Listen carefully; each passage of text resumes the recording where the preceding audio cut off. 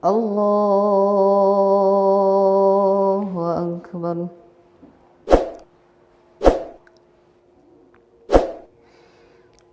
بسم الله الرحمن الرحيم. الحمد لله رب العالمين الرحمن الرحيم مالك يوم الدين إياك نعبد وإياك نستعين اهدنا الصراط المستقيم صراط الذين أنعمت عليهم غير المغضوب عليهم ولا الضالين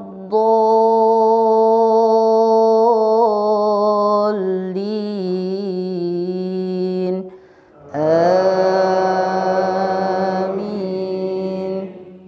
بسم الله الرحمن الرحيم.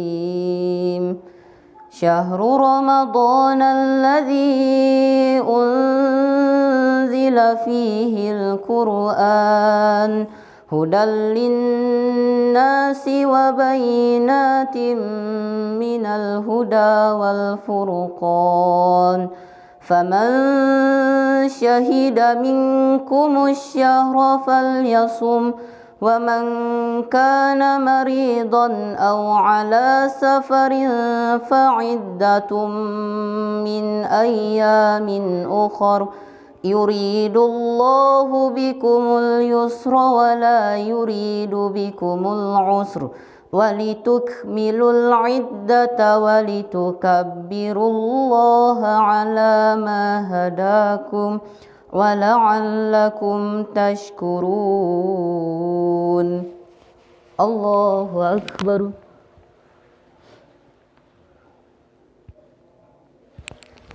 سمع الله لمن حمده. الله أكبر. الله أكبر. الله أكبر. الله أكبر.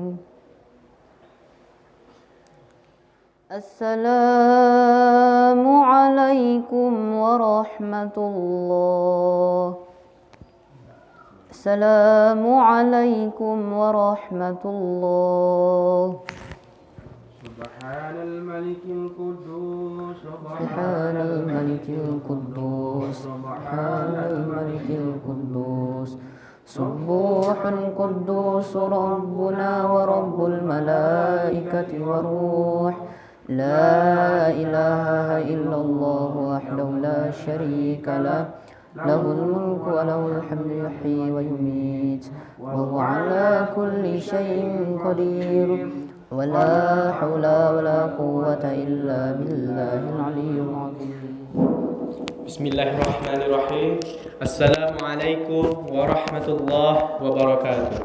Innal hamdalillah nahmaduhu wa nasta'inuhu wa nastaghfiruh wa na'udzu billahi min shururi anfusina wa min sayyiati a'malina.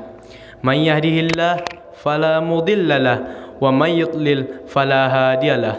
Ashhadu an la ilaha illallah wa ashhadu anna Muhammadan abduhu wa rasuluh.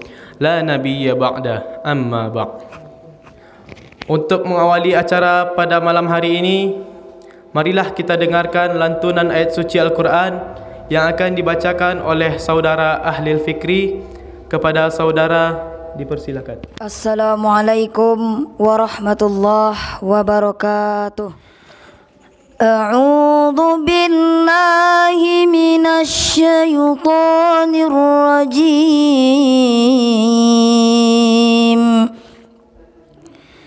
Bismillahirrahmanirrahim. ولنبلونكم بشيء من الخوف والجوع ونقص من الأموال والأنفس والثمرات وبشر الصابرين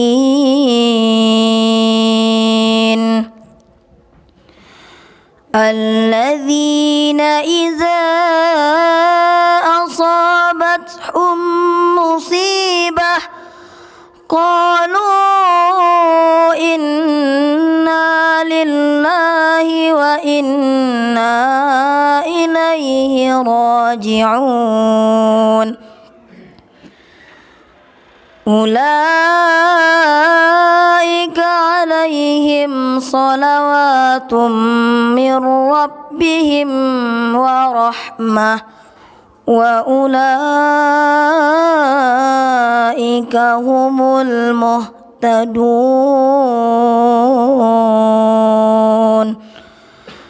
صدق الله العظيم. Selanjutnya ceramah pengajian yang akan disampaikan oleh saudara Padri Daramli. Kepada saudara dipersilakan. Bismillahirrahmanirrahim. Assalamualaikum warahmatullahi wabarakatuh. Alhamdulillahi rabbil alamin wal aqibatu lil muttaqin fala udwana illa 'alal zalimin. Asyhadu an la ilaha illallah wa asyhadu anna Muhammadar Rasulullah nabiyuna wa habibuna arsalahullahu rahmatan lil alamin wa ala azwajihi at-tahirati ummahatil mu'minin wa ala alihi wa ashabihi wa man tabi'ahum bi ihsanin ila yaumiddin. Amma ba'd. Qala Allah ta'ala fi kitabihil karim a'udzu billahi minasy syaithanir rajim. Bismillahirrahmanirrahim. Aminu billahi wa rasulihi wa anfiqu mimma ja'alakum mustakhlifina fihi falladzina amanu minkum wa anfaqu lahum ajrun kabir. Shadaqallahul azim. Pada malam hari ini kami ucapkan terima kasih sebanyak-banyaknya kepada Bapak Pengurus dan seluruh jemaah karena telah memberikan kesempatan kepada kami untuk berdakwah sebagaimana visi dan misi Pondok Pesantren Diniyah Lemujurai, yaitu salah satunya mendakwahkan ilmu yang telah dipelajari. Bapak, Ibu-ibu, kembali kepada ayat yang telah kita baca di awal mukadimah tadi, surat Al-Hadid ayat 7. Allah Subhanahu wa taala berfirman, Bismillahirrahmanirrahim. Aminu billahi wa rasulihi. Berimanlah kamu kepada Allah dan Rasulnya.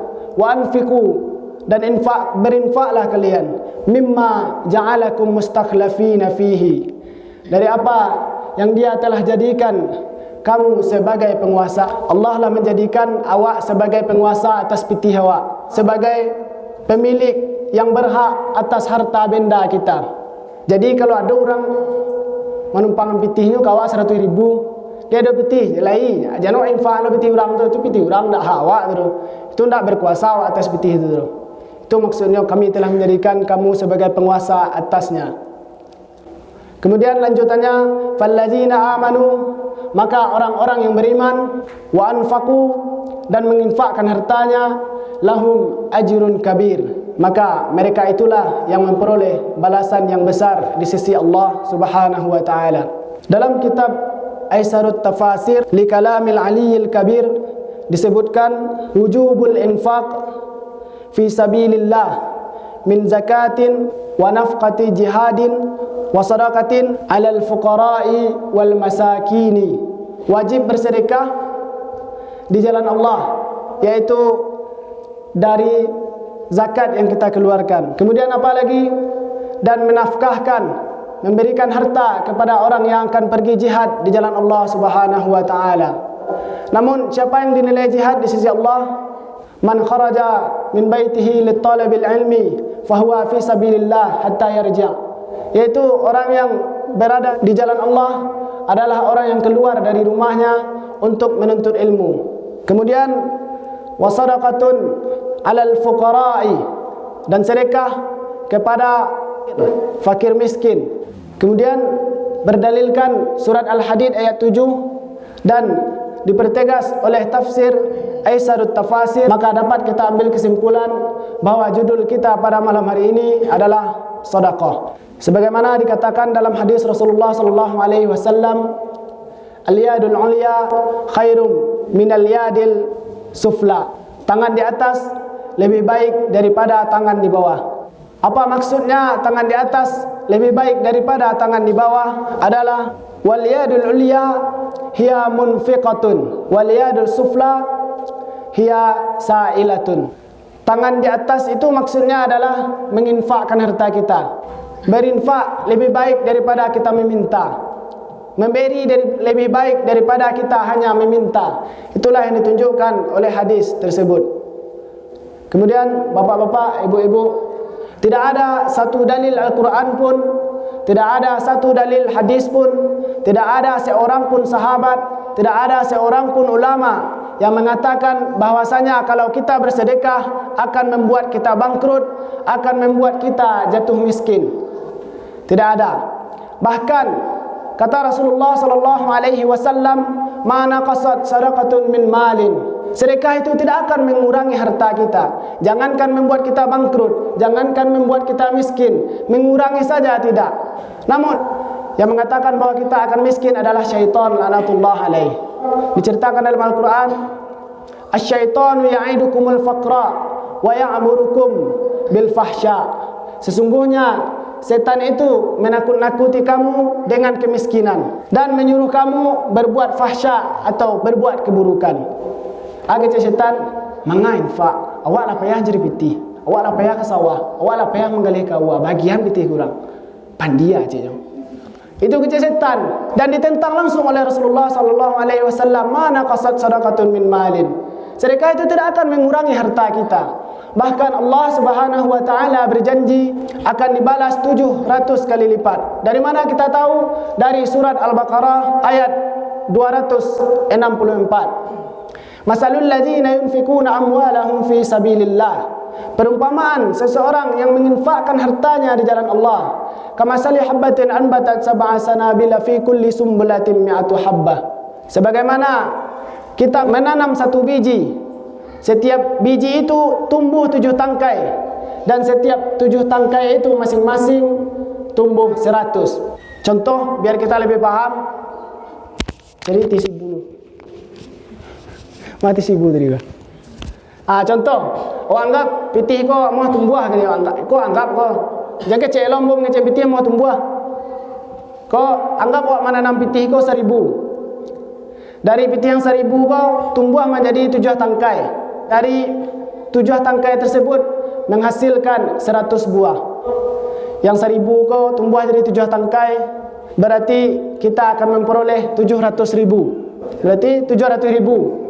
Tapi jangan 1000 kalau infaan sarugolan ayah kini nak mau 1000 lah dah. 1000 baik infak 1000 cita-cita masa sarugolo itu agak payah stay tu. Kalau 1000. Kemudian berniaga yang paling baik itu adalah berniaga dengan Allah Subhanahu wa taala. Allah akan membalas berlipat-lipat dari apa yang telah kita berikan. Jadi kalau kita berinfak, jangan takut kita akan miskin, jangan takut kita akan bangkrut. Sesungguhnya itu hanyalah bisikan setan yang takut kalau kita berinfak, dia takut kalau kita akan masuk surganya Allah Subhanahu wa taala.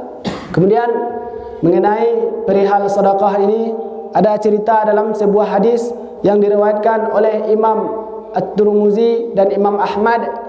Nak Ustaz Tirmizi dah. Ustaz Tirmizi ko ah. Ketika Allah Subhanahu wa taala menciptakan bumi, maka bumi tersebut bergetar karena bumi tersebut belum mempunyai pasak. Wa ja'alnal jibala autada. Sesungguhnya kami telah menjadikan gunung sebagai pasak. Kemudian Allah menciptakan gunung pada bumi yang bergetar tersebut. Seketika bumi itu diam. Bumi ko lun kuat. mode tunggak tanahnya lunak, alun dipasak, alun kuai bumi ko dipasak lah di Allah jo gunung. Kemudian malaikat nama calia itu terheran-heran dan bertanya kepada Allah Subhanahu wa taala, "Ya Allah, adakah ciptaanmu yang lebih kuat daripada gunung?" Kemudian Allah menjawab, "Ada." Yaitunya besi. Kemudian malaikat bertanya kembali, "Adakah ciptaanmu yang lebih kuat dari besi?" "Ada," kata Allah Subhanahu wa taala, yaitunya api. Karena dengan api kita bisa melunakkan besi. Karajo sia debo, karajo orang limu suku. Kemudian sekolah lah Ustaz. Sekolah lah Cik Ustaz. Nak mau Ustaz orang limu suku je pandai dah Cik Ustaz. Kemudian malaikat bertanya kembali, "Ya Allah, adakah ciptaanmu yang lebih kuat daripada api?" Kemudian Allah Subhanahu wa taala menjawab kembali, "Ada," kata Allah Subhanahu wa taala, yaitunya air. Bagaimanapun besar apinya, kalau disiram dengan air yang sama banyak dengan api tersebut, maka api tersebut akan padam. Kemudian malaikat bertanya kembali, "Ya Allah, adakah yang lebih kuat daripada air?" Kemudian Allah menjawab, "Ada." "Apa itu?" kata malaikat. Yaitunya kata Allah adalah angin. Kalau macam dia ayo ombak tu, itu nak de ikan cupang berenang tu. Itu de angin yang mambuih, makanya ia tu bergerak. Kemudian malaikat bertanya kembali kepada Allah Subhanahu wa taala, "Ya Allah, adakah yang lebih kuat daripada itu semua?" Kemudian Allah menjawab, "Ada wahai malaikat." Allah menjawab, yaitunya sedekahnya seorang anak Adam yang ketika dia bersedekah, tangan kirinya tidak mengetahui sedekahnya tersebut. Bayangkan, saking sembunyi-sembunyinya orang tersebut bersedekah, bahkan tangan kirinya pun tidak mengetahui sedekahnya tersebut. Apa artinya bapak-bapak, ibu-ibu? Kalau kita bersedekah, kalau kita menginfakkan harta kita, tidak perlu kita umbar, tidak perlu kita buat vlog di YouTube, tidak perlu kita pamer-pamerkan kepada orang lain.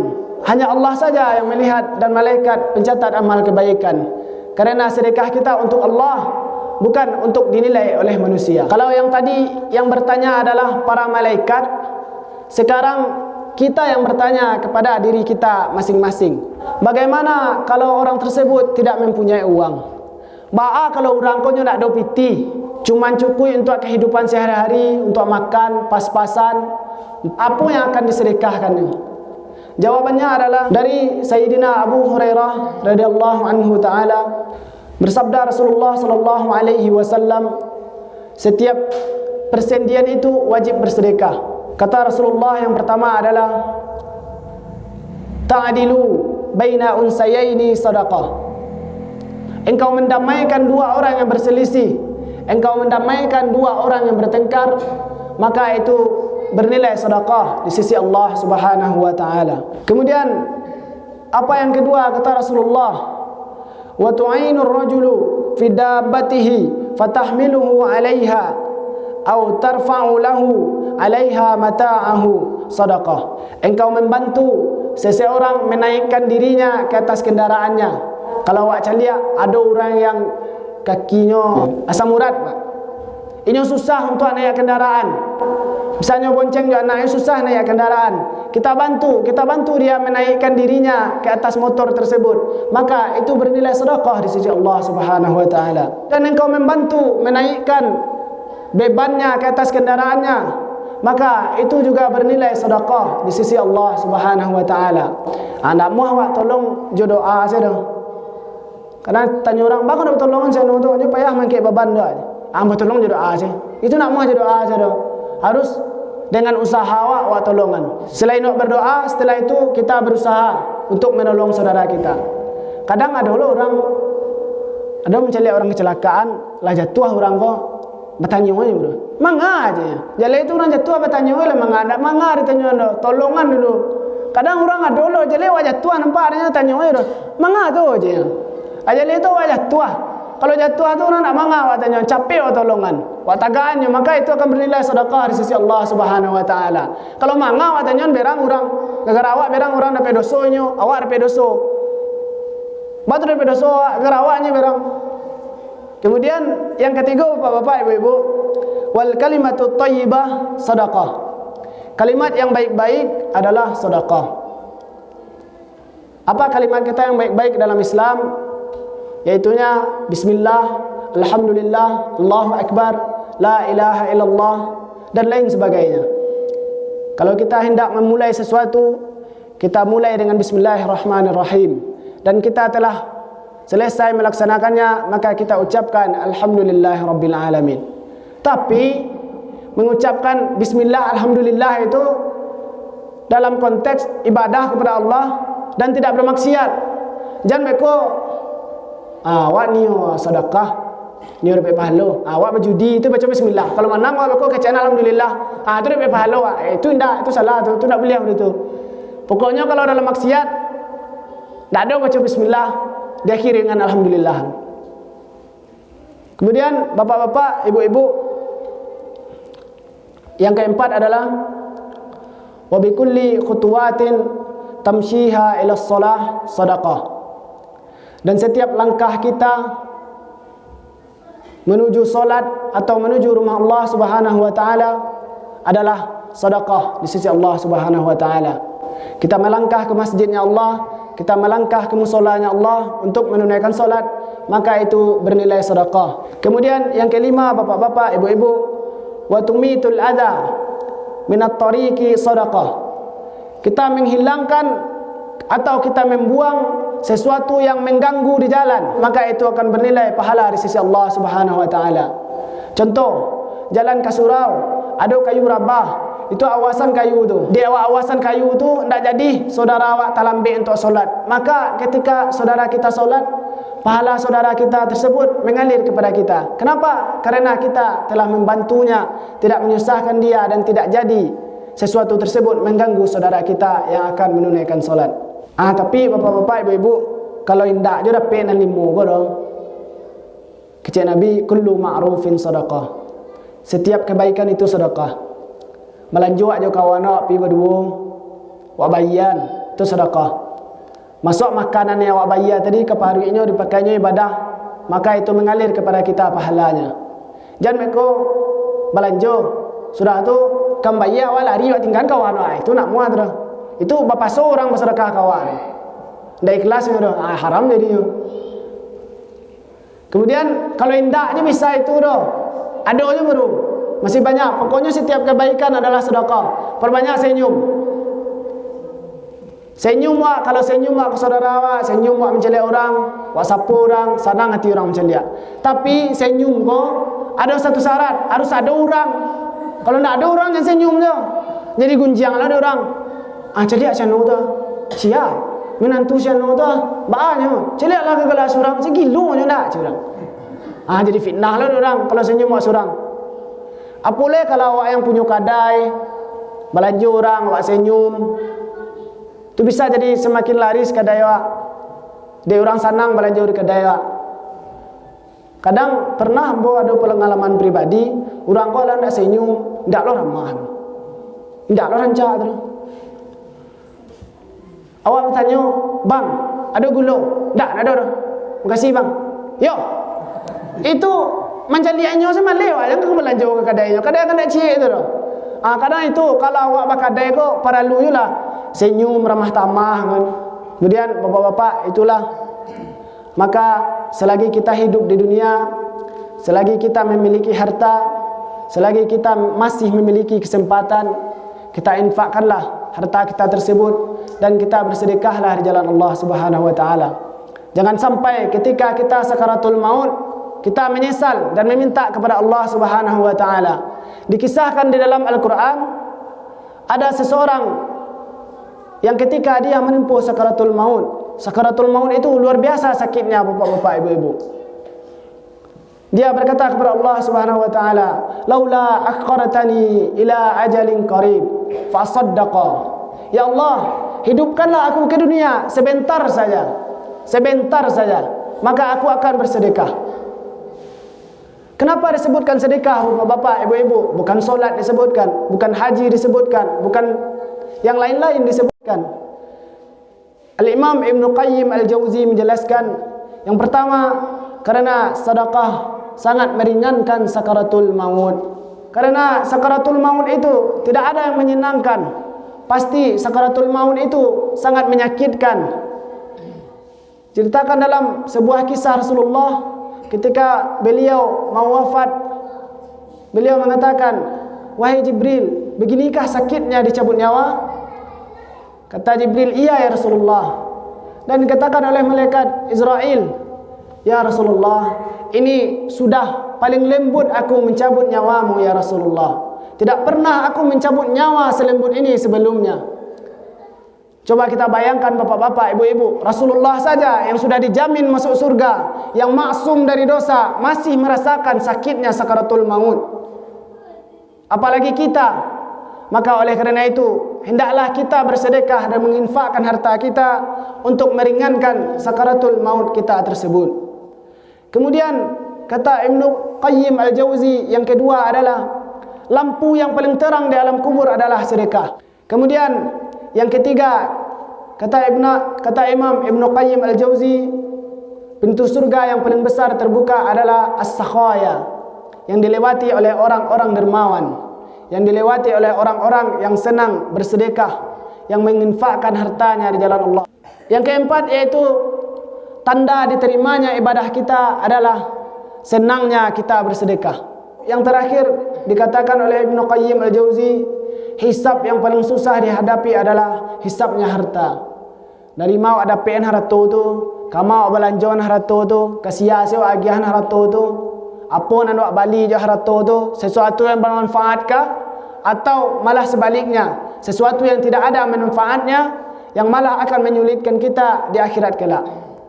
Maka beruntunglah orang-orang yang menginfakkan hartanya di jalan Allah dan menginfakkan hartanya sebagai sedekah jariyah, maka pahala sedekah tersebut akan mengalir kepada dirinya. Sebagai kesimpulan, Allah Subhanahu wa taala memerintahkan kita untuk beriman dan bersedekah, menginfakkan harta kita, dan sesungguhnya Allah berjanji akan membalas harta yang kita infakkan tersebut dengan berlipat-lipat dari apa yang telah kita sedekahkan. Telah disebutkan yang tadi, wa'ada main dua orang yang berselisih, maka itu sedekah.